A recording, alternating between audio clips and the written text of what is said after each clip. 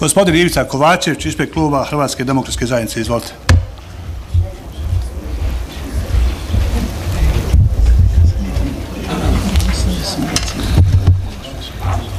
Cijenjeni predsjedavajući, zamjenice predsjedavajućeg, sekretar općinskog vijeća Tuzla, kolegice i kolege vijećnici, predstavnici izvršne vlasti, predstavnici medija, dragi gosti, sve vas srdačno pozdravljam u ime kluba HDZ-a Bosne i Hercegovine i na samom početku evo želim uputiti dvije čestitke.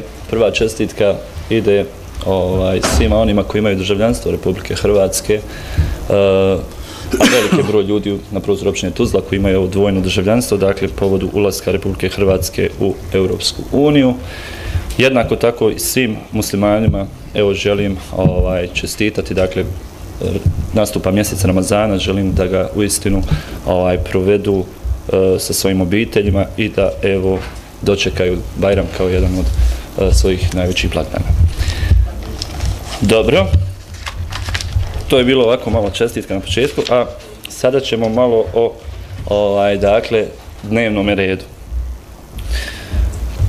Prije svega, ono što želim reći jeste da naravno, evo čuli smo već iz samog uvoda i svi oni koji prate medije vidjeli su ovim proteklim danima, dakle Hrvatska demokratska zajednica Bosne i Hercegovine nije zadovoljna ovim prijedlogom i naravno jasno iz svega što je, kažem, rečeno i iščitano i izjavljeno proteklih dana da mi to ne možemo podržati. Međutim, prije nego što pređem na samu bit, želim reći da sam osobno razočaran nekim stvarima koje sam pročitao ovih zadnjih dana i zadnjih mjeseci i moram se ovdje, dakle, osvrnuti na ta događanja. Spočitava se neka općina Soli. Evo, danas je gospodin Janović, dakle, uzeo ovdje i pokazivao nam i neke mape i tako dalje i tako dalje. Ne znam, odnosno evo pitam gospodina Janovića koliko je relevantno uopće da mi nešto što nađemo na nekom forumu gdje netko piše, tko zna s kakvim motivima, s kakvim idejama, na kraju krajeva nepotpisan, koliko je uopće relevantno da to spominjemo kao neki materijal i da taj materijal sustavno već par mjeseci stavljamo i kačamo ga HDZ u Bosni i Hercegovini. Dakle, to mi je na prvom mjestu sporno. Želim jasno reći, HDZ Bosne i Hercegovine, ja kao predsjednik općinskog odbora, ne želimo nikakvu, i želim tako poslati ovdje poruku jasno i medijima, da se o tome ne špekulira. Znači, nigdje niste i nemate izjavu HDZ-a Bosne i Hercegovine, HDZ-a Tuzlanskog, da HDZ želi Hrvatsku općinu. HDZ ne želi Hrvatsku općinu, HDZ ne želi Bošnjačku općinu, HDZ ne želi Srpsku općinu, HDZ želi i borac je za multietničnu Tuzlu, kao što su to rekli svi naši prethodnici.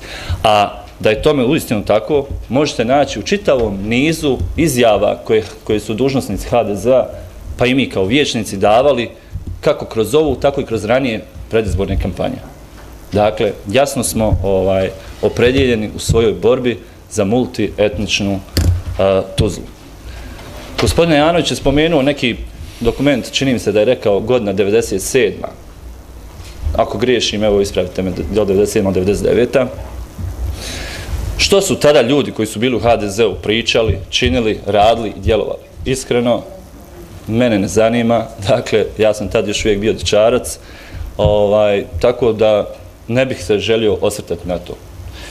S druge strane, jedan dobar dio ljudi koji su zagovarali tu ideju je i napustio HDZ Bosne i Hercegovine upravo zbog nekih promjena koje se dogodile unutar samog HDZ-a Bosne i Hercegovine.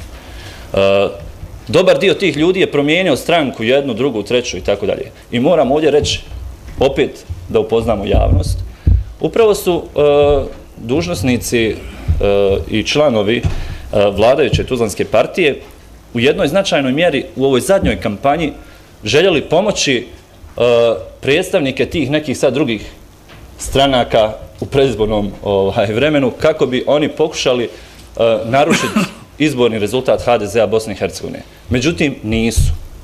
Dakle, unatoč što su ljudi iz SDP-a otvoreno surađivali u mjesnim zajednicama za neke druge političke partije kako bi naštetili HDZ-u, nisu u tome uspjeli.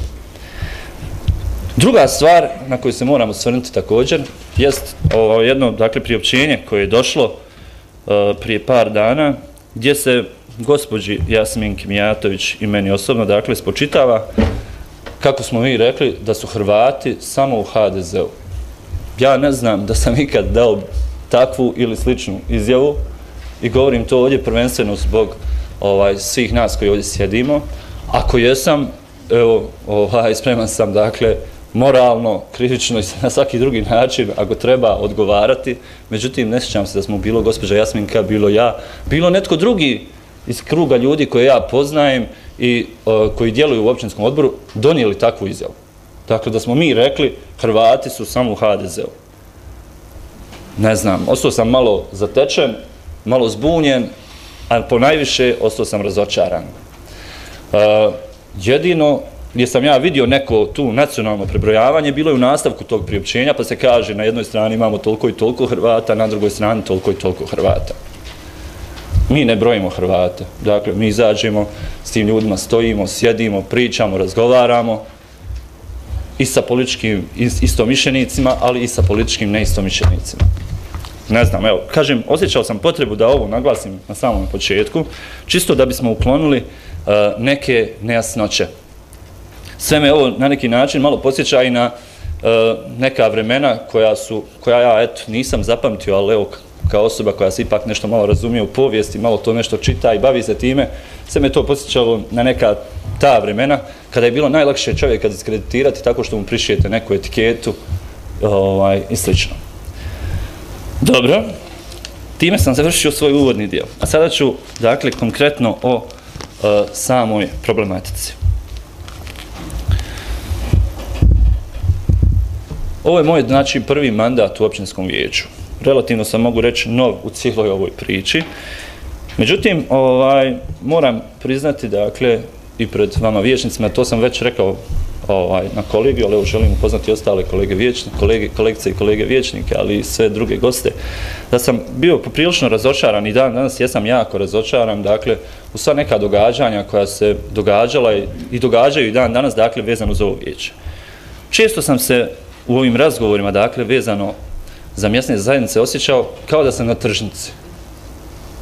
Dakle, ja ovdje imam pred sobom čitav niz nekih prijedloga, nekih izračuna i tako dalje i tako dalje. I evo, ja to mogu, znači, ovdje svima pokazati. Evo ovdje jedan prijedlog gdje stoji HDZ 17, pa još jedan HDZ 17, pa još jedan HDZ 28, pa još jedan kaže HDZ 31, pa još jedan kaže HDZ 24, bio još jedan 27, nemam taj papir kod sebe, i evo ovaj posljednji gdje kaže HDZ 23.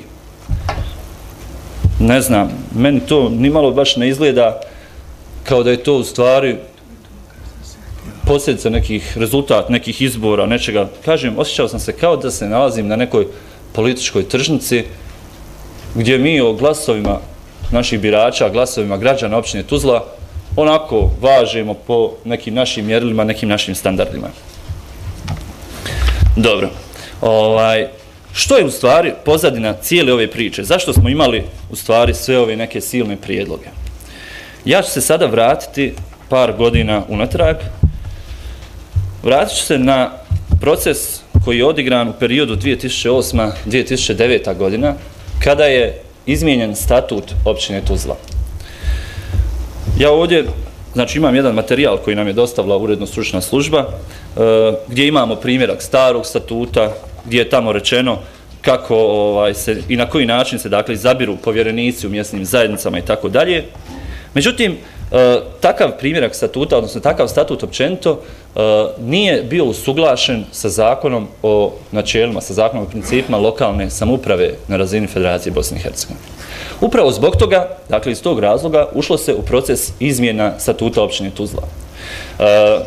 Bilo je to i tada na inicijativu, dakle, vijećnika HDZ-a Bosne i Hercegovine koji su slali dopise prema federalnom ministarstvu. Uglavnom, odgovor koji je došao od federalnog ministarstva, evo ja ću ovdje pročitati, kaže: iz gore izloženog smatramo da je potrebito vaš statut usuglasiti sa zakonom o principima lokalne samouprave Tuzlanskog kantona, koji će biti usuglašen s federalnim zakonom i tako dalje i tako dalje. Dakle, trebalo je statut općine Tuzla usuglasiti sa zakonom o principima lokalne samouprave. I onda je se krenulo u taj proces. Evo imam stenogram ovdje, dakle, sa sjednice, treće sjednice općinskog vijeća Tuzla, održane 27. januara, siječnja 2009. godine, gdje je, dakle, to bilo na dnevnom redu, gdje se o tome pričalo. Što se događa nakon toga? Nakon toga, dakle, odnosno par mjeseci nakon toga, usvojen je ovaj novi statut općine Tuzla, koji dan danas, dakle, imamo na snazi i u kojem točno stoji ovaj članak 83c koji kaže: Savjet mjesne zajednice, evo ja ću ga kažem citirati, Savjet mjesne zajednice bira i razrješava općinsko vijeće Tuzla prema izbornim rezultatima sa posljednjih provedenih općinskih izbora, uvažavajući izborne rezultate u mjesnoj zajednici u kojoj se vrši izbor članova savjeta mjesne zajednice. Ja se također slažem kada je gospodin Ajanović replicirao gospodinu Malikiću da imaju neke nejasnoće. Ja se isto slažem da nema nikakvih nejasnoća, međutim, ja ću sada ponuditi argumente zašto smatram i zašto jesmo mi iz HDZ-a Bosne i Hercegovine u pravu. Nakon što je na svjetlo dana, recimo to tako, u stvari prije nego što je na svjetlo dana izašao taj prijedlog statuta, provedena je javna rasprava po svim mjesnim zajednicama općine Tuzla. Željelo se, dakle, kroz javnu raspravu doći do rješenja. Željelo se kroz javnu raspravu i razgovor sa građanima doći do rješenja da sami građani kažu kakve mjesne zajednice i na koji način uređene mjesne zajednice oni žele. Pa su onda ljudi u Mosniku, evo ovdje, dakle, materijal s te rasprave, ljudi u Mosniku su, evo, rekli, kaže, da se izvrši izbor organa mjesne zajednice prema izbornim rezultatima u mjesnim zajednicama. Može li poslovnička intervencija? Ovo je usvojeno kao statut. Ne više potrebe ovoga. Dopustno, tematska sjednica. Bitno je da se kaže. Bitno je da se kaže. Molim te, ako možemo tematske da dopustimo i završi, pa vidimo. Dao sam i ostalima, nemojte, dozvolite da idemo. Kaže mjesna zajednica Jala da se izvrši izbor organa mjesne zajednice prema izbornim rezultatima u mjesnim zajednicama. Mjesna zajednica Ljubače, općinskom vijeću, dakle, koji participiraju u općinskom vijeću prema rezultatima posljednjih provedenih izbora u mjesnim zajednicama. Mjesna zajednica Dokanj, Solna, Kiseljak, Dragunja, Bukinje, Gornja, Donja Obodnica, Slatina. Ne znam ima li potrebe uopće da nabrajamo tuzlanske mjesne zajednice, znamo sve koje su. Dakle, u ogromnoj većini stanovništvo s tuzlanskih mjesnih zajednica kroz proces javne rasprave se izjasnilo upravo u tom pravcu.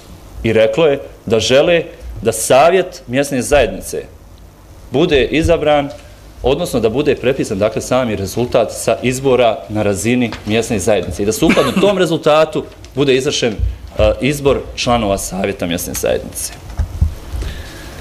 Što se događa nakon toga?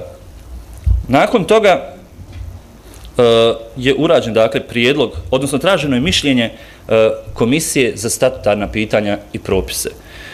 Drago mi je da gospodin Mahmuzić malo prije reče kako je mišljenje i stav statutarne komisije u stvari bila neka vodilja sad u ovoj situaciji. Jer smo mi, kaže, uvažili smo to mišljenje i ono nam je bilo vodilja, i ono nam je bilo temelj, ono nam je bilo osnov da napravimo ovakav izračun. Međutim, šta se dogodilo 2009. godine? Evo izvješće, dakle, sa sjednice statutarne komisije. Statutarna komisija tada ima sasvim drugčiji prijedlog. Sasvim drugčiji prijedlog, međutim, općinsko vijeće tad nije uzelo mišljenje i stav te statutarne komisije kao nešto što je relevantno. Dakle, statutarna komisija je predložila da se nakon provedenih lokalnih izbora na mjesnim zajednicama provedu izbori za mjesne zajednice.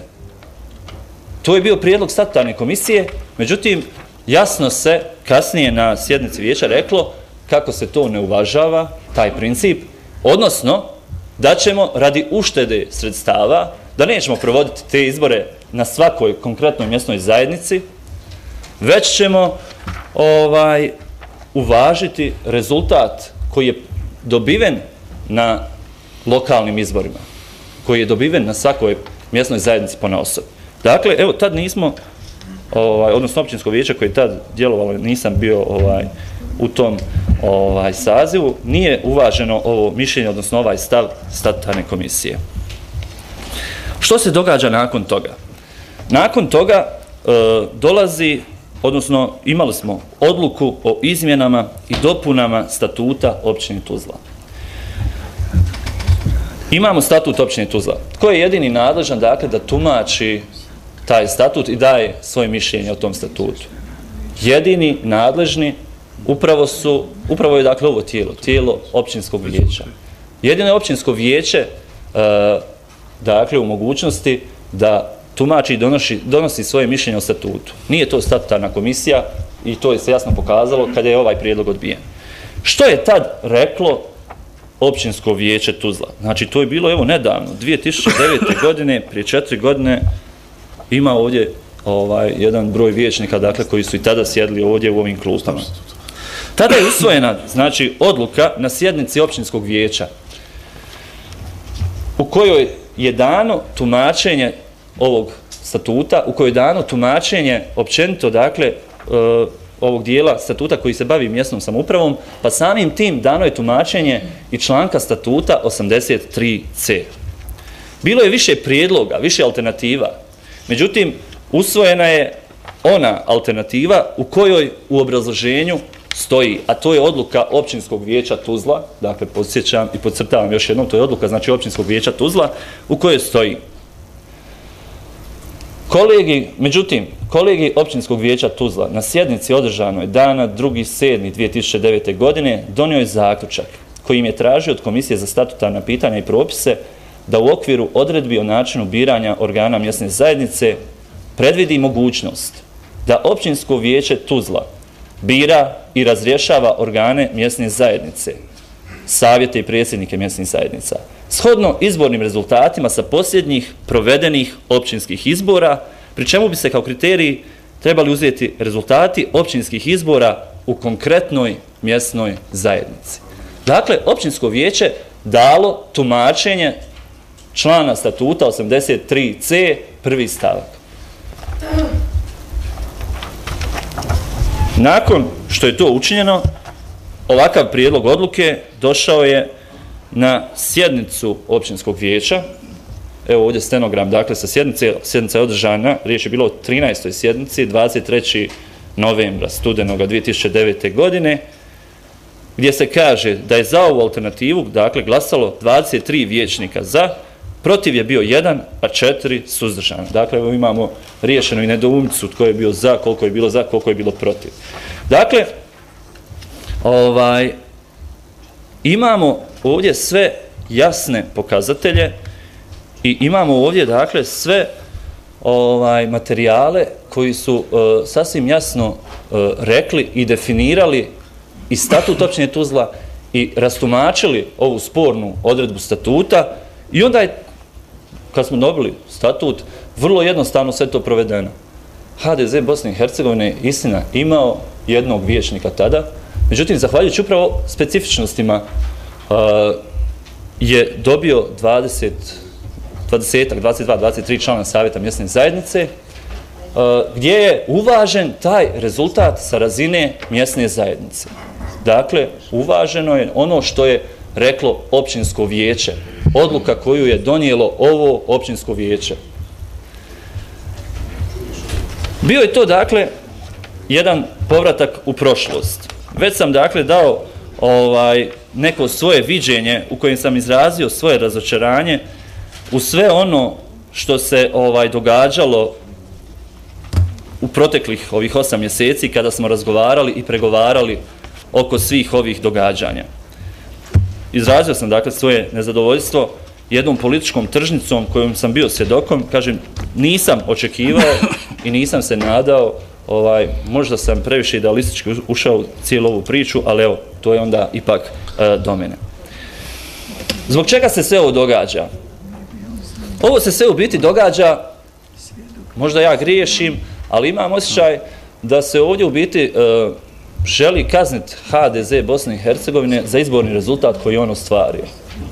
HDZ Bosne i Hercegovine, i mi smo tim rezultatom bili iznimno zadovoljni, je pobjedio na 6 mjesnih zajednica. Znači, na 6 mjesnih zajednica je dobio najveći broj glasova građana općine Tuzla. Nama je to jako značajno i jako velik rezultat. SDP je bio bolji, naravno, sa 26 mjesnih zajednica na kojima je pobjedio. Ali odmah je drugi HDZ sa 6 pobjeda. Onda ide SDA sa 4 i tako dalje i tako dalje. Čini mi se, kažem, da sve ovo na određeni način ide upravo u tom pravcu, pa i tako što se tiče ovih savjeta mjesnih zajednica, da netko ovdje želi kazniti HDZ za izborni rezultat. S jednog vijećnika na 2, sa pobjede u 2 mjesne zajednice na 6 i sa brojem članova savjeta 22 na 33. To je izborni rezultat. Kaže gospodin Mirnes Ajanović, dakle, kako 33 i tako dalje. Dakle, izborni rezultat je nešto o čemu po meni, po mom mišljenju, ne možemo razgovarati. Dakle, to je nešto sasvim jasno.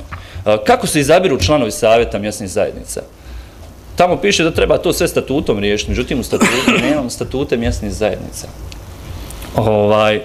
Upravo zbog toga i ne postoje izbori za mjesne zajednice. Ali evo, ovo općinsko vijeće je reklo da ne treba provoditi izbore za mjesne zajednice, već da treba samo prepisati taj rezultat sa razine mjesne zajednice. Dakle, ja ne vidim ovdje ništa sporno.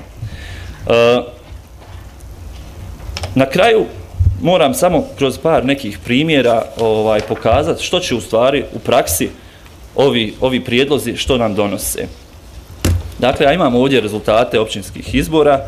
Evo, gospodin Imamović je spomenuo mjesnu zajednicu Par selo. Evo, ja ću je spomenuti kad je već na određeni način prozvana.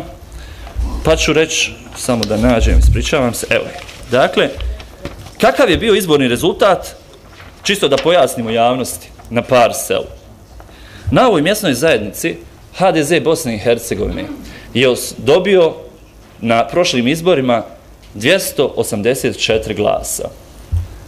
To je 56,8% ukupnog broja važećih glasova. SDP je dobio 124, što je za 160 glasova manje. Ostale stranke imamo SDA sa 19, SBB sa 19, BOS 2 glasa, Alternativa 9, Boljitak 8, Stranka za BiH 5. Predloženim izračunom koji je predložila općinska većina, broj članova savjeta na mjesnoj zajednici Par selo treba da bude sljedeći. Dakle, općinska većina je to izračunala: HDZ 3, SDP 3, Stranka demokratske akcije 1. Ako je logika da netko dobije 3 mjesta u savjetu mjesne zajednice sa 56% izbornog rezultata, a isto tako netko 3 mjesta sa 24% izbornog rezultata, onda ok, onda mogu prihvatiti i ja takvu logiku. Ono što je stvarni rezultat jest HDZ Bosne i Hercegovine 5 članova savjeta mjesne zajednice, SDP 2, ostali, nažalost, evo, nisu ostvarili neki značajniji rezultat. Kao što i HDZ Bosne i Hercegovine nije ostvario rezultat u nekim drugim mjesnim zajednicama. I mi s tim nemamo problem.